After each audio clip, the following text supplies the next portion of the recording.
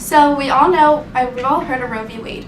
So in 1973, the Supreme Court passed this ruling that women have the right to abort their fetus in the first trimester and the second trimester if they have some health concern with themselves or their fetus. It was monumental in the United States. It gave women the rights to their bodies, and following this, there was a movement created, the pro-life movement and the pro-choice movements, to either continue to keep it or to push it away. And today I'm going to talk about two other Supreme Court cases where it was challenged, and then the state of it today and what could happen in the future based on our newest president-elect. So in 1989, there was a case. It was Webster versus reproductive right. I forget what the thing is called, but reproductive rights or something. And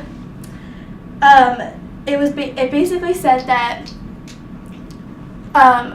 it upheld this Missouri law that life begins at conception.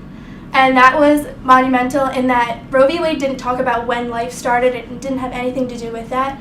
And it also reaffirmed another Missouri law that said abortions couldn't be done in public facilities. And it didn't talk about anything that had to do with public funding for abortion. So this opened up other avenues later that brought challenging to whether or not the government could fund Planned Parenthood.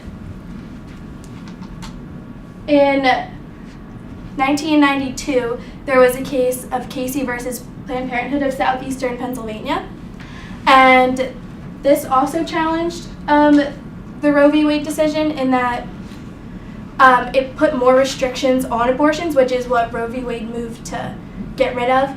So basically, it said that minors needed parental consent to have abortions, which isn't an awful idea, and that states could regulate kind of when women had abortions, so they could still have them in the first trimester no matter what, but many states decided that they would eliminate abortions after the point of viability. So after 26 weeks, when a fetus could survive outside the womb, it would be illegal for women to abort their fetus, unless there was an overreaching health concern of either the mother or the fetus. So recently, we have elected someone into office that is extremely pro-life, and there's a new opening for a justice on the Supreme Court, and Obama nominated someone who is more pro-choice, and the Congress is attempting to just let that die out and wait for Trump to go into office and elect someone who is more pro-life. So this is going to challenge everything that we've worked for in the past 40 years to establish reproductive rights. If Trump were to put this new justice up, he were to get approved, and eventually the court were to overrule Roe v. Wade, we would go back to states having the individual right to regulate abortion. So states would go back to having illegal abortions, and then we would be back to square one before 1973.